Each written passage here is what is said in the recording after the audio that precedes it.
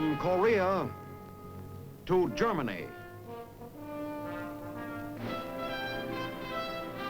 From Alaska to Puerto Rico. All over the world, the United States Army is on the alert to defend our country, you, the American people, against aggression. This is The Big Picture, an official television report to the nation from the United States Army. Now, to show you part of the big picture, here is Sergeant James Mansfield. This week, The Big Picture brings you the story of the Army's Military Police Corps. We have selected this subject because many persons are not fully aware of the diversified mission of the Army's military policing system. To show you the training of the military policeman and later how it is applied out of the classroom in Korea and other parts of the world, our Signal Corps cameramen have recorded on film this special report from the Provost Marshal General.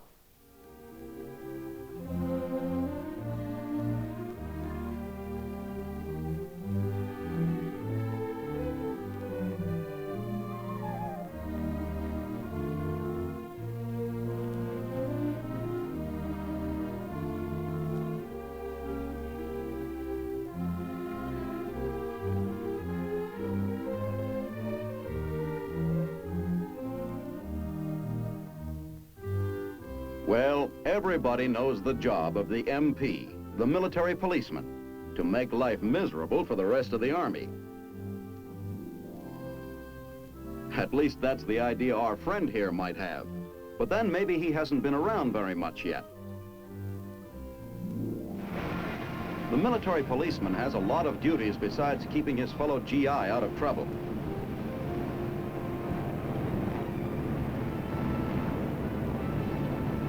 He's a combat soldier as well as the policeman of the Army. He's a fighting cop. Along with a helmet full of other things, it's up to him to control the tremendous traffic of war. And it's his job to handle the prisoners of war.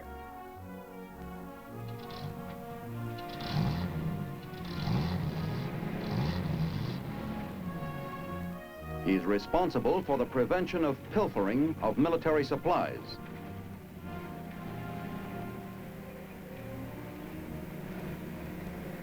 And you are as apt to find him running down guerrilla fighters in the Korean hills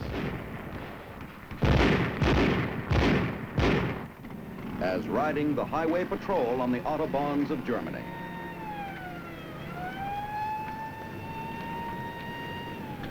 Yes, a lot of knowledge and a lot of training goes into the making of today's MP.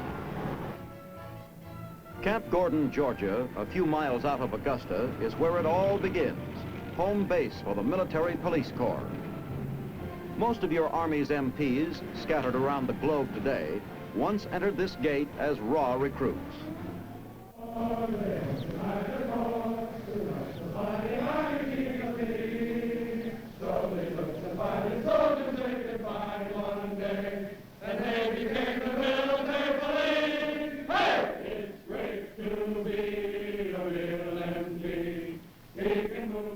It's here in the Provost Marshal General Center that the military policeman gets his training, both as soldier and guardian of the military law. New recruits come directly from their induction centers to Camp Gordon for training as military policemen, and sometimes they wonder why. A soldier? Sure, but a military cop? And I imagine you're all wondering why you're here. Why you're going to be trained as military policemen.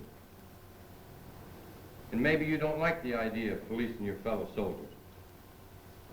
Well, for one thing, policing your fellow soldier is mostly helping him to stay out of trouble. We've got a slogan in the Corps: of the troops and for the troops, and we take it to heart. First of all, you're going to become soldiers yourself with 8 weeks of rough, tough infantry basic training. And then you're going to get 8 weeks of training in the duties and techniques of being a military policeman. And when you're through, you're going to find yourself among the best trained, best uniformed, sharpest soldiers in the United States Army. And a funny thing, you're going to like it. you're going to be proud to be an MP. That's not an order, it's a prediction. 8 weeks of infantry basic training. Learning to employ the weapons and techniques of the fighting man.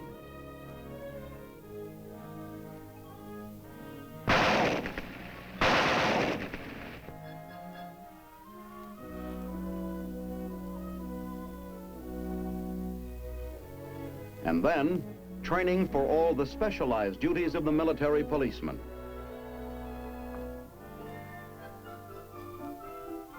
Traffic control is one of the major jobs of the MPs, and they've got to get awfully good at it, clear, authoritative. It's tough enough to handle traffic at a busy intersection during a peak hour, but if you ever have to keep big troop movements flowing where the enemy might be dropping shells on a road you're controlling, well, you've got to learn to think and move fast.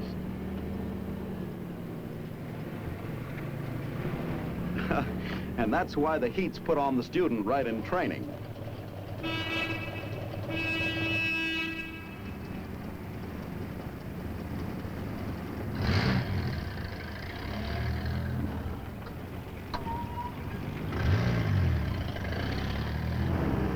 Trouble, and it's time for a cool head. Not that kind, though. It won't help.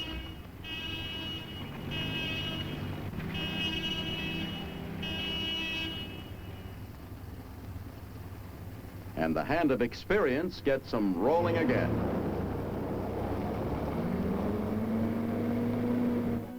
Apprehension of military offenders and suspects is another MP duty. Strongly stressed in the techniques and attitude of the military police is the use of only as much force as is reasonably necessary in making an arrest. But you never take a chance on your suspect packing a concealed weapon. A false move with this method of wall search, and an MP is in a position to handle it.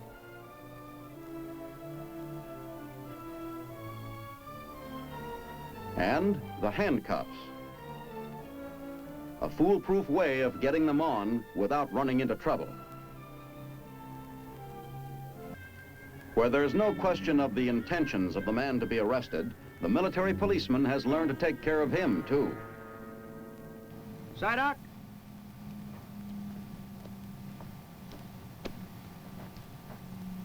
Psyduck is going to try to stab me downward into the chest.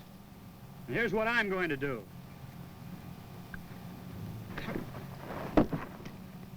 Force the knife out of the man's hand. Pick it up. Now here's the way we're going to break it down for you. At the starting position, the knife will be held up in the air, prepared to stab downward into my chest in this manner. Starting position, shut, move. At ready, 1, as he brings the knife downward toward my chest, I block with my left forearm against his wrist. Ready, 1. At ready, 2, I reach my right arm underneath his arm, take a hold of my own hand, lock my elbows together and force him down to the ground, kneeling on his shoulder to make him drop the knife. Again, pick the knife up. Do not let him keep it. Are there any questions? No questions? Find your original positions. Against wooden knives for training purposes instead of cold steel, the ancient and effective techniques of judo are mastered by the military policeman for dealing with the tough customer. Now come along is a grip that you put on a person that puts him completely in your control. No struggling, no fighting back. The first come along that we're going to show you here today is what we call the hammerlock come along. It works like this. Notice that I keep pressure on his elbow at all times. And the recruit learns how to squeeze them off accurately with the MP's own primary weapon, the .45 automatic.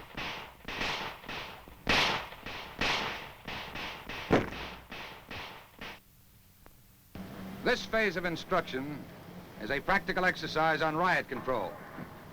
The general situation: a mob of approximately 600 gathered in front of the governor's palace. When your Army is called in for restoring order in civil disturbances, the military police are trained to deal with them. The Wedge Formation is the formation used to strike into and split up a crowd or mob. Now keep in mind, however, that the platoon wedge is very vulnerable at the flanks. Therefore, we will commit our 2 support squads to lateral support. And when a riot alert comes in, even a practice one, things happen fast.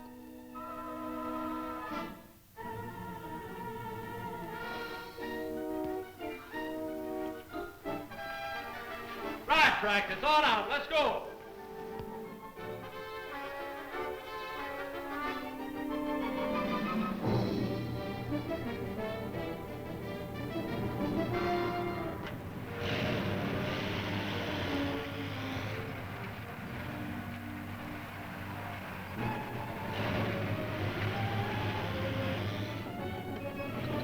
An important premise in riot control, as with other MP work, is to exert the least force necessary to do the job. A show of strength by a determined-looking MP outfit is sometimes sufficient in itself to discourage a civil disturbance.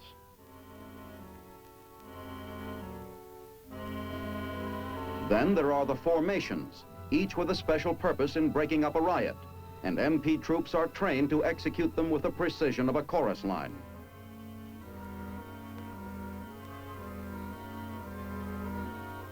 The Wedge Formation, a line of bayonets to keep a mob moving, avoids bloodshed but restores law and order when the MPs are called on for the job. Smoke helps too, harmless, but it's some protection against violence if the mob gets rough, and a psychological weapon to discourage the rioters.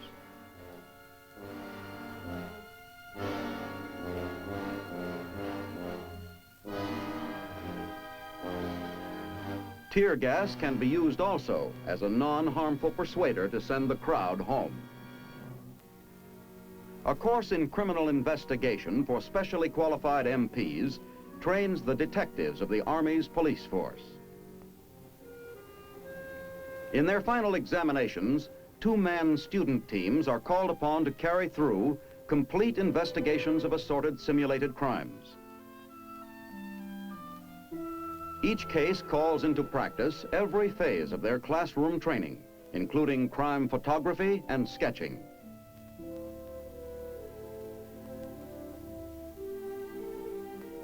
Our pair of student detectives here would appear to have a combination murder-robbery on their hands. Every shred of evidence, every clue is carefully noted and preserved. And let not our military Sherlocks overlook any possible bet.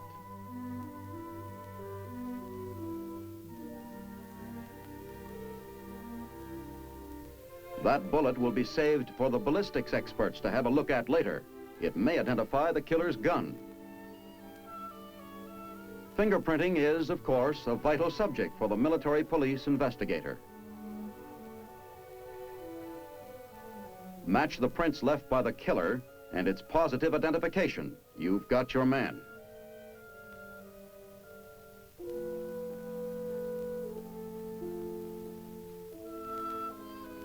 The clues lead the student team to a simulated suspect, and they learn how a lie detector might help get the truth from him.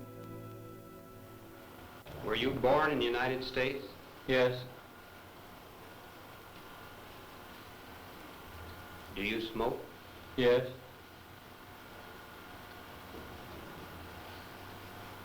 Do you know who shot Corporal Smith? No. Did you shoot Corporal Smith? No.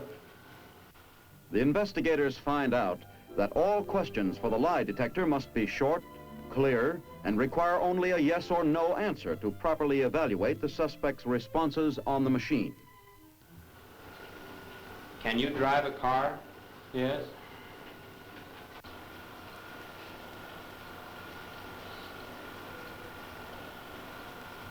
Do you know who broke open the safe? No.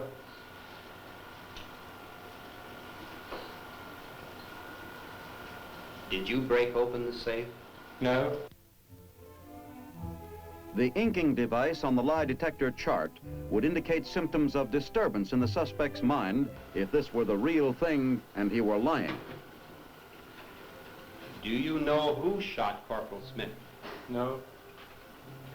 And so the student detectives get a first-hand knowledge of a modern weapon in the war against crime.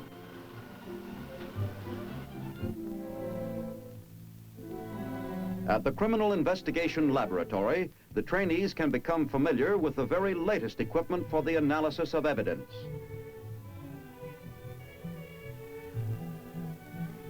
For the testing and examination of materials that might help to solve a crime, the laboratory at Camp Gordon serves all the armed forces as well as lending assistance to civil authorities. Here, the spectrograph burns a minute sample of the material to be examined for possible connection with a crime. Discovery of a tiny portion of a substance may help piece together the story. So sensitive is this device that a study of the photograph spectrum of the colors produced by the burning can actually detect the presence of a material making up only 1 part per million of the tested sample.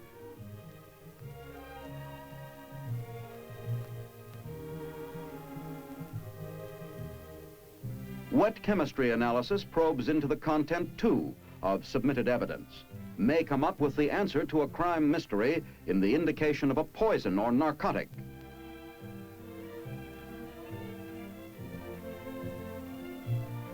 An X-ray diffraction unit, one of the few in the world.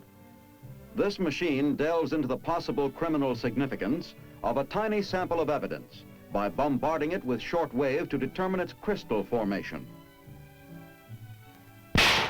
In the ballistics department, bullets are fired from suspected guns to be checked with bullets found at crime scenes.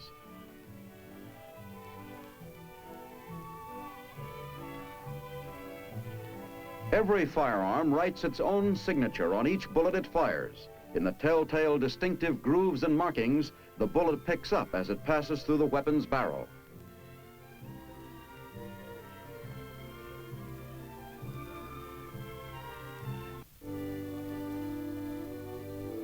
The matching of a bullet used in the commission of a crime with a bullet fired in a ballistics chamber has solved many a killing and other type of crime. A complete fingerprinting laboratory here, too, with every device for bringing out a print that may point to a criminal with positive identification.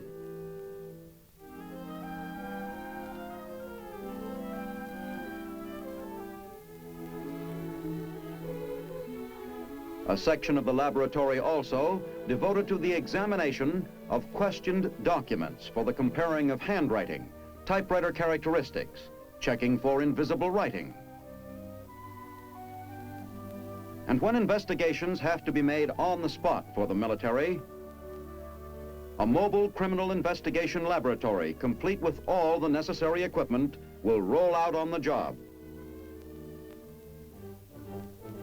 Yes, when a man completes his training as an MP, those initials spell something different to him than when he showed up as a recruit. Responsibility, pride, knowledge. MOS, Military Occupational Specialty, 1677. Military Policeman. And so, ready for assignment. Ready to answer the next call from whatever spot on the globe it might come. The call for a trained MP. Maybe it's Germany, and one of the many important MP functions there, the Highway Patrol. This outfit is responsible for the remarkable job of reducing the accident fatality rate on German roads from 4 times greater than that of the U.S. to less than America's highway death rate.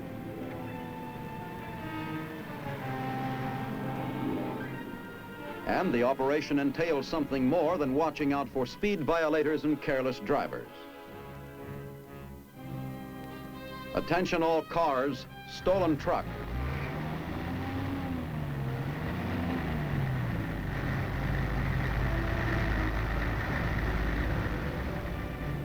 The profits run high on stolen government property, but the military police are constantly putting practitioners of the trade out of business.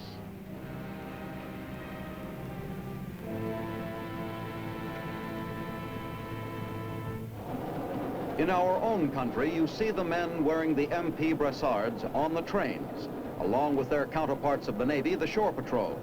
Polite, helpful, but forceful, checking travel orders, identification, preventing trouble where possible. Dealing with it sternly, swiftly when it comes.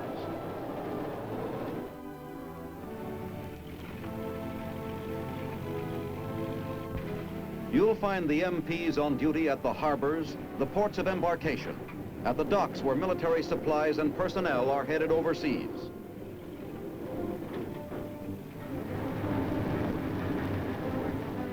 On guard against pilferage, sabotage, fire, helping to make sure the shipments are going to get where they're needed.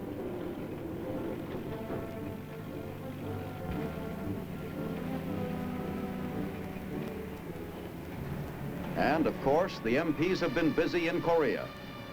A tremendous job, traffic control. And complicated with the desperate refugee problem in keeping the roads open for the movement of the men, machines, and supplies of war. The dispossessed, the uprooted, the homeless ones in the wake of war.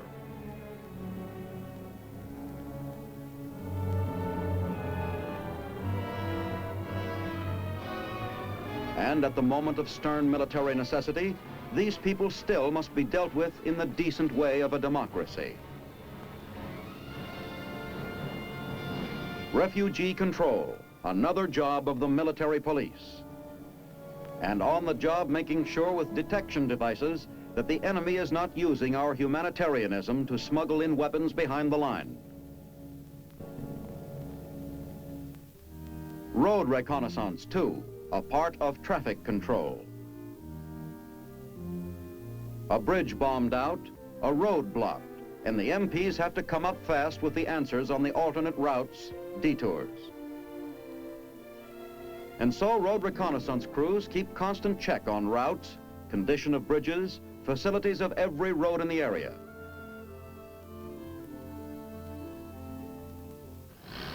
Security behind the lines in a combat zone is pretty much up to the military police, too. In Korea, it meant a constant alert and plenty of action against roving guerrilla bands.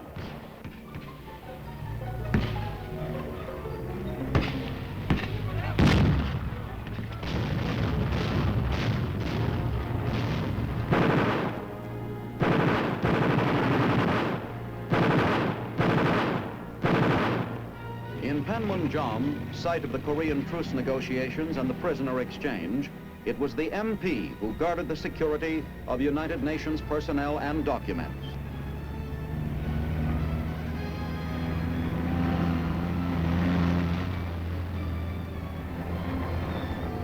Men to be depended upon in a delicate situation, to carry on their duties without incident while rubbing elbows with the enemy.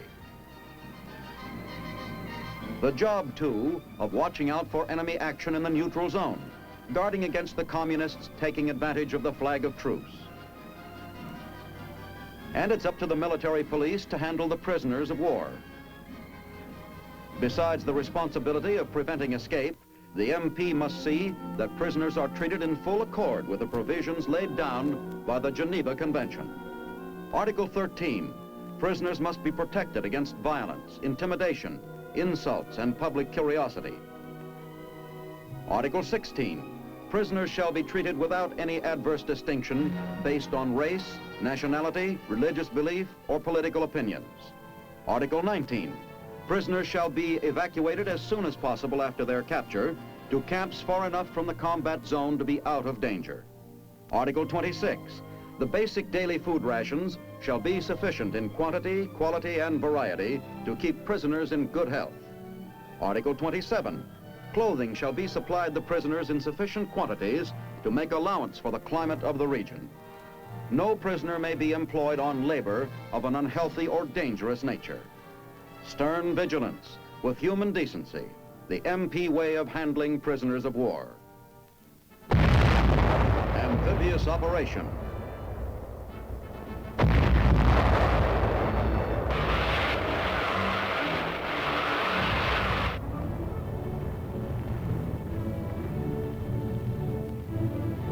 landing party away, including the military police.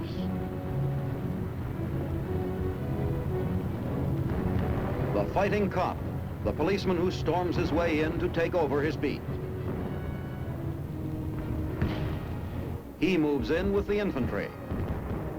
And then he gets going on all the special duties, straggler control, prisoner handling.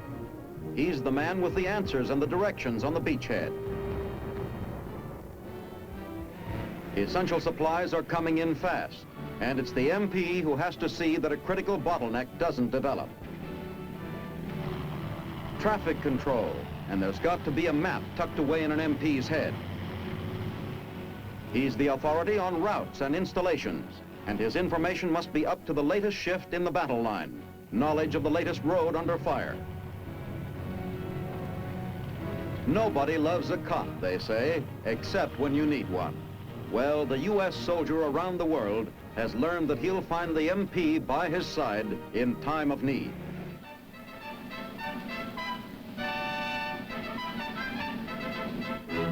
His fellow soldier knows the military policeman as a soldier second to none. He's found the work of the MPs a vital part in the big picture.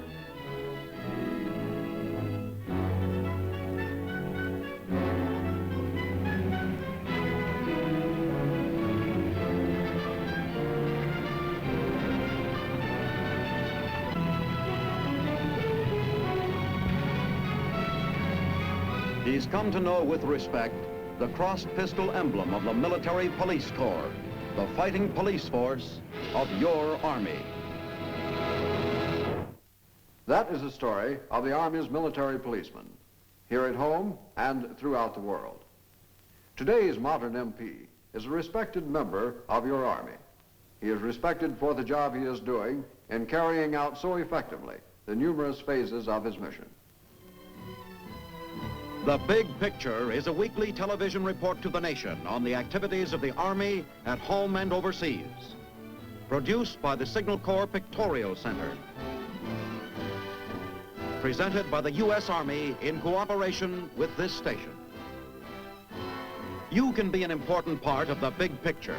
You can proudly serve with the best equipped, the best trained, the best fighting team in the world today, the United States Army.